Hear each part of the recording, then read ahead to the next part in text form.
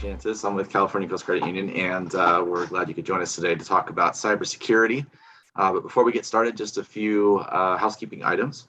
Everyone currently is placed on mute, but we have a pretty intimate group today. So if you would like to ask a question and unmute, just go ahead and use the little raise your hand icon, and I can unmute your microphone so that you can go ahead and ask a question if you like, or you can just go ahead and type it into the question and answer box, and we'll make sure to answer your questions for you. Everyone today is going to be entered into a drawing for a $25 Amazon gift card. So thank you for joining today. Just for being here, you have a chance to win, and right now your chances are pretty good. So I will do that drawing after today's presentation and inform the winner by email. So be on the lookout for an email from me. Hopefully you'll get it. Someone here will. And then I also want to mention that we do have a lot of great free financial resources available to you as employees of the city of San Diego. CalCoast being your partner for finances, we have a dedicated website that you can go to. I'm going to go ahead and place it in the chat. At the web address here that just put into the chat box, you'll find a lot of great resources that you can utilize anytime. There's our Enrich Financial Wellness platform, which has videos and articles and tools and courses and games, all kinds of things on any number of financial topics. So if you'd like to learn more about budgeting or credit scores or managing debt, investing, retirement, anything like that, you can access that website anytime. It's completely free, and there are thousands and thousands of resources there for you. So I encourage you to check that out. We also have a dedicated YouTube channel for you that has all of our previous webinars from this year. They're all housed on the website as well, so you can take a look at any of the previous webinars we've had or recordings of those, including the one today. So if you miss anything in our presentation today, I will have this webinar recording up for you in the next day or so, and you can go back and check it out. And then we also have our Financial Wellness Center, which is actually staffed by live people. It's virtual, but it's on the Zoom platform. There's a link you can go to. It's staffed by our some of our financial advisors from our team, and that's 2 days a week. It's, I believe, Tuesday, Thursday from 11 a.m. to 2 p.m. So if you do have any other questions that you can't find the answers to anywhere else, or if you just like to talk to someone live from the CalCoast team, again, it's completely free. You can come in and talk in a group setting or individually, and they'll be there to help you out. All right, so with that, let's go ahead and start talking about cybersecurity. Today we have Travis Harrell. He's our SVP of IT Engineering and Operations. He's going to talk to us about cybersecurity. And Travis, I've seen him present this presentation. I've seen him present this information. How about that? Last week, and even I've done a lot of these presentations. I've seen other cybersecurity topics be presented, and I still learn something every time. So I'm going to go ahead and turn it over to Travis and see what else I can learn today. All right, thanks, Josh. I learned that I might get an Amazon gift card today. So just kidding. I think they're for the guests. Yeah, so thanks for the intro. My name is Travis Harrell, as was mentioned, and SVP of IT Engineering and Operations at CalCoast. I have been in IT for about 25 years. Started pretty young, obviously, but I love it. I love what I do. And throughout all this time in IT, I have definitely seen my fair share of cybersecurity incidents. Granted, they have changed significantly over the years. And I will say that cybersecurity now is much more important than it ever was.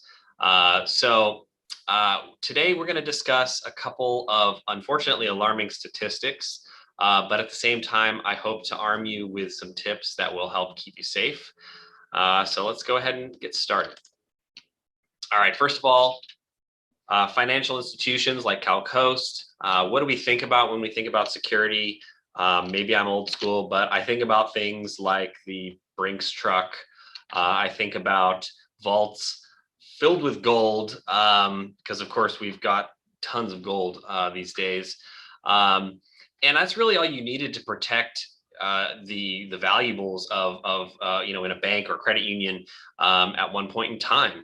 But of course, the world has changed, and today, the reality of it is security in the cyberspace is really more important than really more important probably than the armored vehicles or the vaults, because that stuff is all secured or insured, I should say. And your information, right? We have a lot of your information at any financial institution. We don't want anybody to get access to that information. And certainly we don't want any disruption in your ability to, get your funds, right? Or to pay a payment. That's critical for us. So absolutely different way of protecting your information and your funds these days. And today, I think, although a lot of folks have probably heard of ransomware, I will be touching on ransomware as a primary topic because of the criticality of it and how rampant ransomware has gotten. What is it? If you don't know, essentially it's software that gets installed on a computer, possibly at your home or at your business, that takes your files hostage, right? So it will lock your files, encrypt them. You won't be able to access them. Think about it at home, right? You might have tax records or pictures. You don't want to lose access to that at a business, right? There's all of the information in our space. We don't want to lose access to it. And in recent days, I know a couple months back, you probably heard of the Colonial Pipeline attack. That was a ransomware attack. And the net result of that was pretty significant. It stopped the oil flow through the pipeline, and end users or consumers panicked. They were buying gas. They were running out of fuel. It was nuts. And in local news to San Diego, Scripps Health was impacted by a significant ransomware event a couple months back as well. Unfortunately, it lasted about a month. And as somebody who actually is a patient at Scripps, I remember trying to get an appointment. It was a nightmare. Everything was done on pad and paper. I heard people running around the building trying to figure out if there was availability. There was no access to your records. There was no access to the prescriptions. It was insane. Granted, they had some fail safes, but they were not good. And I'd hate to hear that there could have possibly been deaths as a result, but it's very possible. And I hate to say it, but this is not getting better. Losses are on the rise from ransomware. I did a presentation on ransomware in about 2015, maybe 2016. And I remember thinking, wow, there is a lot of damage being done by ransomware. And now it's like a drop in the bucket when you compare to today. In 2021, we're looking at $20 billion estimated in losses. It's hard to even imagine where this is going to go from here. I can't imagine it's going to get better anytime soon. And the payments themselves, right? The ransom payments even have gone up. At the beginning of 2018, the average payment was about $1,000. But at the beginning of 2021, $54,000. Now, I can't tell you if that's due to more businesses being impacted than end users, but regardless, it's a huge number. You wouldn't want to have to fork over a base model BMW for a ransom to get your pictures back. And how is this so easy to accomplish? It's not because there's so many hackers out there. It's really because hackers have turned this into a bit of a business.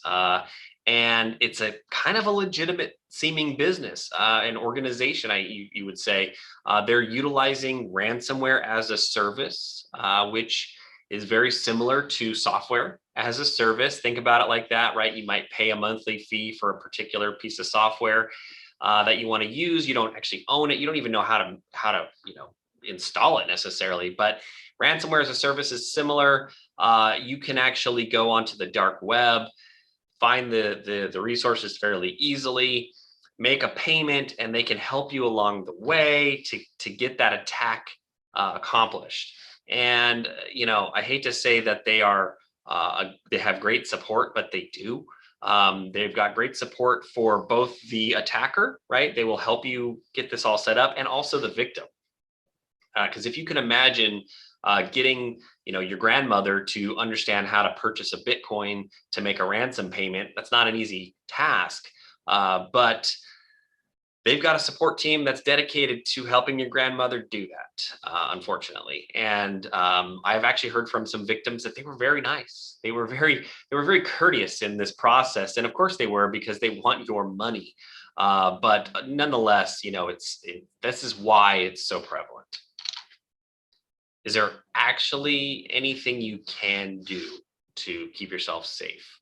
And the answer to that is yes, but there's some complexity to that. And we're going to discuss a couple of ways that you can help yourself. And I should start with never relying on a single method of protection. Think about it like this, right? If you're driving a car and the car has airbags, you're still going to wear your seatbelt. And no matter what, even if it has all the security equipment, you're going to want to, or safety equipment, you're going to want to make sure that you're still driving, without being distracted or reckless.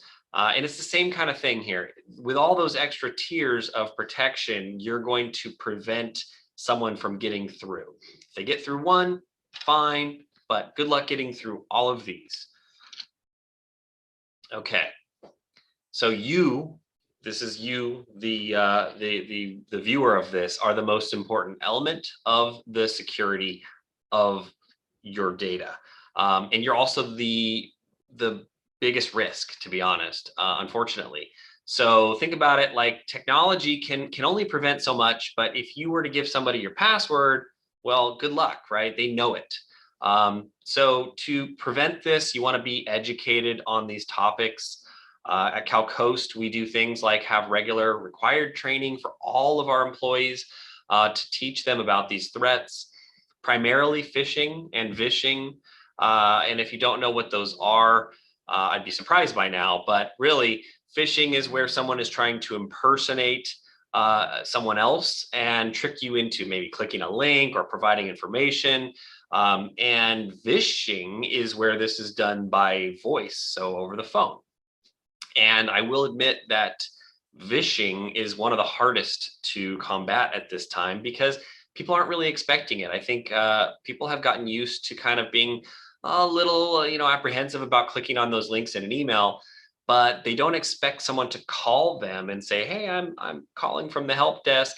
I need you to click this link," and they don't really know what to do about that. So keep that in mind. And you can always do things like hang up on the person and call them back at a number they should be at to see if it's really that person. Because I don't know about your organization, but at mine, we don't know everybody by voice. And we don't even know everybody at all, especially in this pandemic workspace where people are all over the place. I can't tell you, I haven't met everybody. But a couple things, just be cautious, right? When it comes to the email, is it legitimate? Look at things like the warning signs about the subject or how it's written. Are you actually expecting anything from that person, specifically a file? What about a text message? We didn't talk about that, but that's called smishing. I don't know who comes up with these terms, but you can get a malicious link in a text message. I know I get junk like that all the time on my phone. I just delete it. Some people might be fooled by it. So keep that all in mind. Updates. Sounds basic, but it's very critical and annoying. I know it's really annoying sometimes to have to wait for those updates to install and download. But on your computer, they're critical. On your phone, they are critical. Now, a lot of us have things like smartwatches. You need to update those as well. And I hate to say it, but even all the smart devices, the cool lights you have and the thermostats and the cameras, update them. If they have an update available from the manufacturer, I highly recommend it, because while we have so many possibilities of threats coming through them, the more you patch them, the better. And that helps a bit, right? But sometimes things still make their way through. Threats can always find a way, attackers find a way. So if you have an antivirus software, that's going to help once things do get through to at least stop it in its tracks.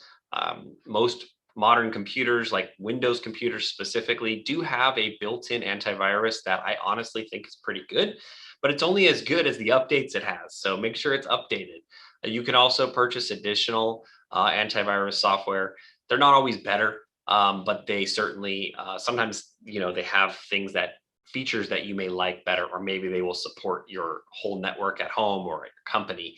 So keep that in mind. Passwords. I think we have gotten pretty accustomed at this point to adding a little bit of complexity to our passwords, probably more so because we're forced to. A lot of websites force you to have a complex password, but complex passwords are only one component.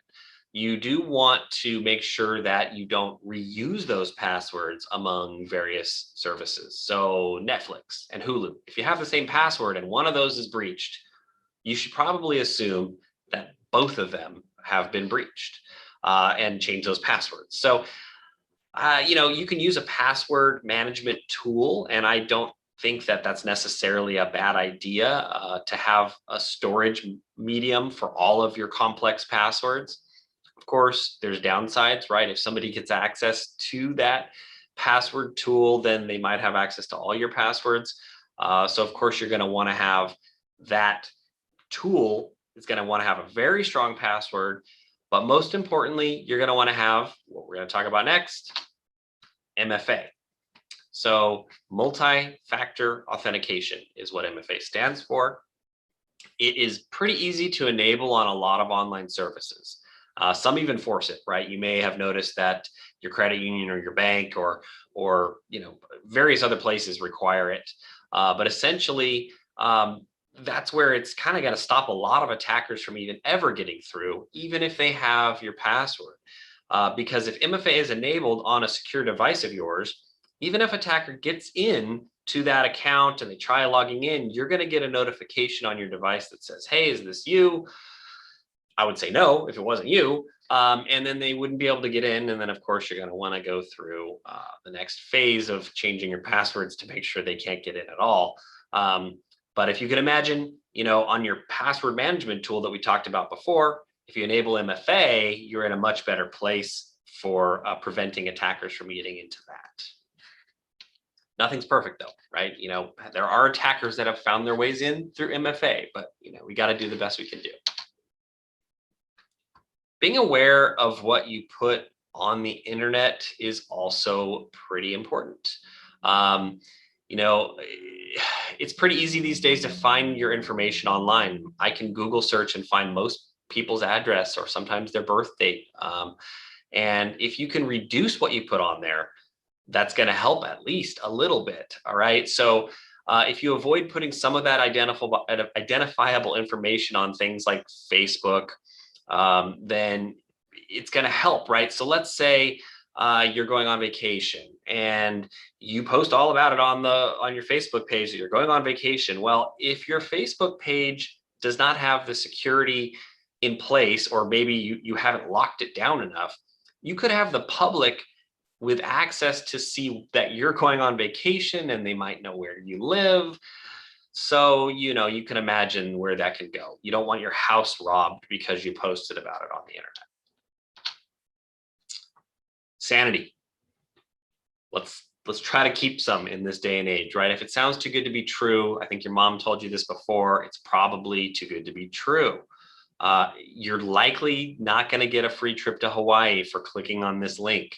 You probably aren't going to get an iPhone for $50. Think about it, right? Think about it logically when you get these things coming to you. Is there any good reason why I would be getting this stuff for free? Because it's very likely that there's some sort of a catch, and that catch is likely somebody trying to steal your information or worse. So keep that in mind every stage of the way.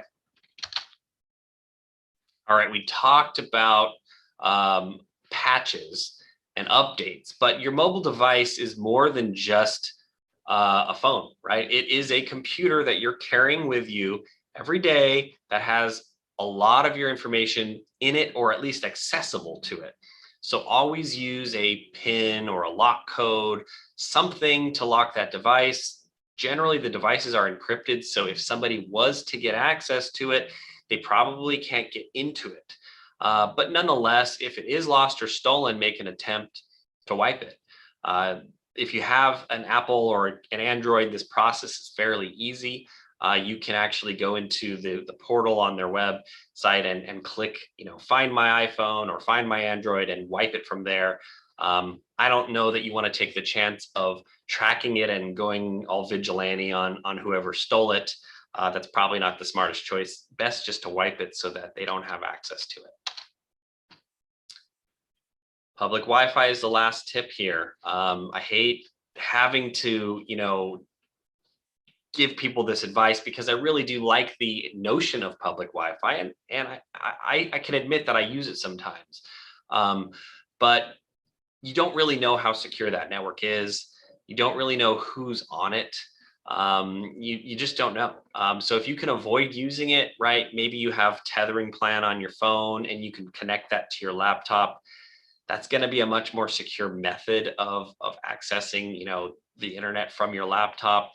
But if you do use public Wi-Fi, you may want to consider subscribing to a VPN, virtual private network service that at least anonymizes your information a bit better. It encrypts it along the way.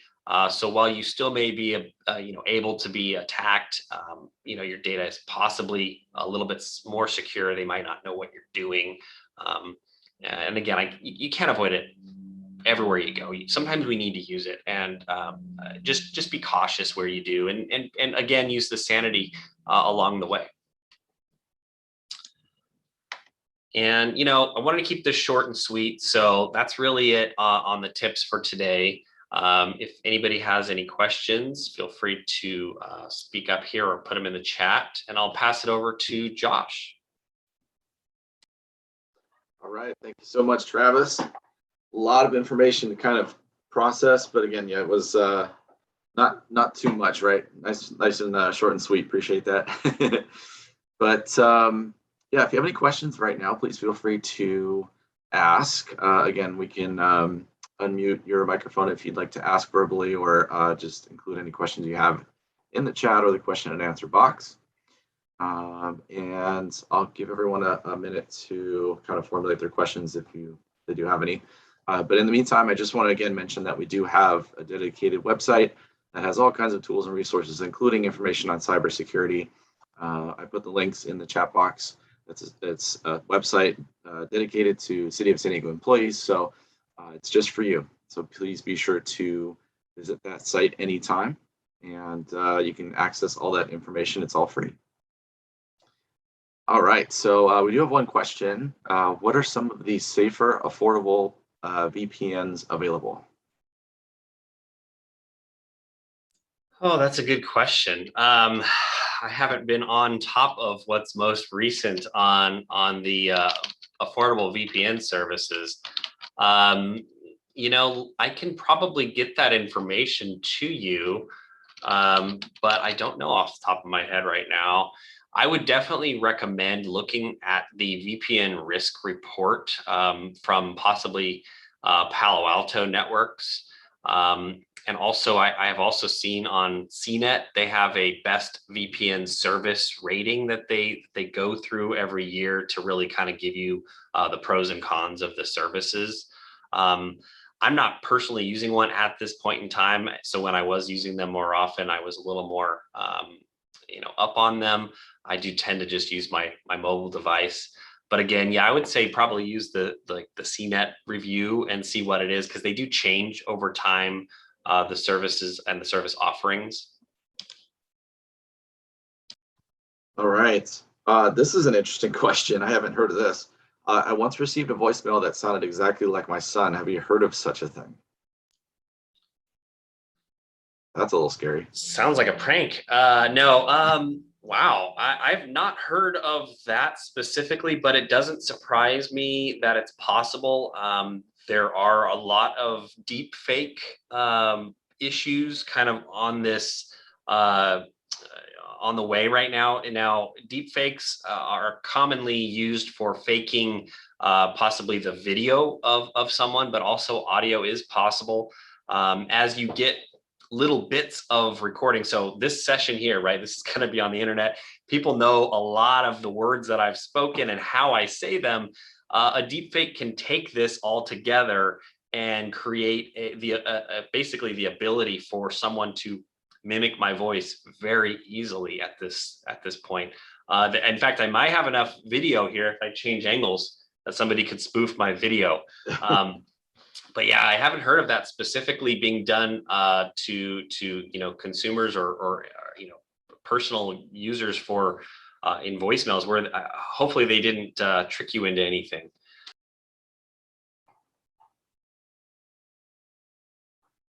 Okay. Looks like we don't have any other questions currently. But again, if you do have any questions at all, please feel free to visit our website and contact us anytime. You can also contact us through social media.